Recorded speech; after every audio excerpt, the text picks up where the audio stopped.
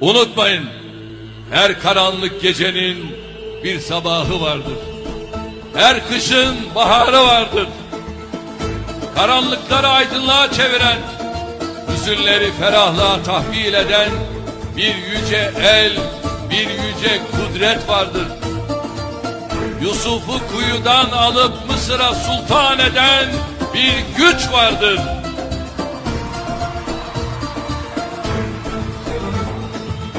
Musa'yı Firavun'un sarayında yetiştirerek onu oraya hakim kılan bir güç vardır.